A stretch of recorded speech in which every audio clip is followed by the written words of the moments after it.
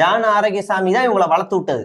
ஒரு கட்டத்துக்கு மேல 2 பேருக்கு மேல சண்டை அதிகமாகி ஒரு ஸ்டார்டிங்ல ஜான் ஆரோக்கியசாமி தான் நீ தாவேக்காவுடைய ஆதரவாளரா டிபேட் ஷோல உட்காருமா அப்படின்னு போய் அனுப்பிலாம் விட்டாரு. அதுக்கப்புறம் நீ போகக்கூடாதுன்னு நிறுத்திடுறாரு.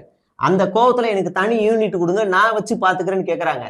இல்ல, இவங்களுடைய வேலை என்னன்னா இங்க இருந்து இன்னொருத்தரை பத்தி தப்பா பேசுறது, அங்க இருந்து இவரை பத்தி தப்பா பேசுறது, இங்க இருந்து இவரை பத்தி தப்பா பேசுறது. 4 பேர் ஒன்னா ஒரே இடத்துல உட்காந்துட்டா என்ன ஆகும்? யாரையா உன்னை பத்தி பேசுனா? உன்னை பத்தி யார் பேசுனா? உன்னை பத்தி யார் பேசுனா?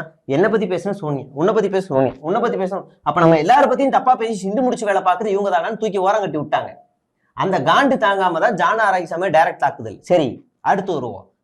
கரூர் சம்பவம் முடிஞ்சதுக்கு அப்புறமா ஒரு ஸ்பேஸ் சோனியா அருண்குமார் தலைமையில நடக்குது. அந்த ஸ்பேஸ்ல கட்சியோட பொதுச் செயலாளரை ஏவி அவரை காலி பண்ற வேலையை சோனியா அருண்குமார் பண்றாங்க.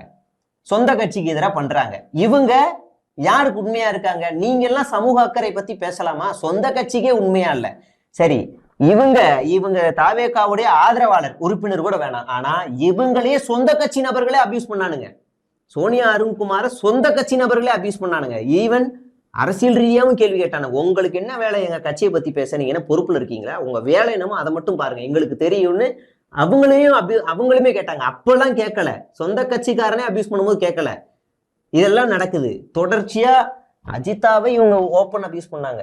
அப்ப இவங்க எல்லாம் பண்றது இன்னைக்கு நாங்க அரசியல் ரீதியா வைக்கிற அந்த கருத்தையும் அவங்க பர்சனல் அட்டாக்கையும் ஒன்னாக்கி அதை நியாயப்படுத்தி ஒரு நரேட்டிவை கொண்டு வராங்க இந்த சோனியா அருண்குமார். சோ கால்டு நாங்க டிஎம்கே ஜேர்னலிஸ்ட் இருந்துட்டு போறோம். நான் வைக்கிற கேள்விக்கு பதில் சொல்லு, நீ என்ன வேணாலும் பண்ணிக்க, பேசிக்க. நீங்க யாரு? சோ கால்டு அன்அபிஷியல் தற்கூரியா இல்ல அன்அபிஷியல் தாவேக்கா உறுப்பினரா? நீங்க யாரு முதல்ல? உங்களுக்கு என்ன அப்படின்னு நம்ம திரும்ப கேட்போம். அப்ப இந்த நாங்க வைக்கிற எல்லாமே அரசியல் ரீதியான விமர்சனம். அத்தைன்னு சொன்னா கோவம் வருதுன்னா ஸ்டாலின்னு சொல்லும் போது உங்களுக்கு கோவம் வந்திருக்கணும். அங்கிள் ஸ்டாலின்னு சொல்றீங்க, எப்படி கோவம் வராம இருக்கும் உங்களுக்கு? இப்போ உங்களுக்கு வந்தா ரத்தம், எங்களுக்கு வந்தா என்ன அப்படிங்கிறது தெரியல. அப்ப இவங்கெல்லாம் நம்மளை பத்தி பேசக்கூடாது.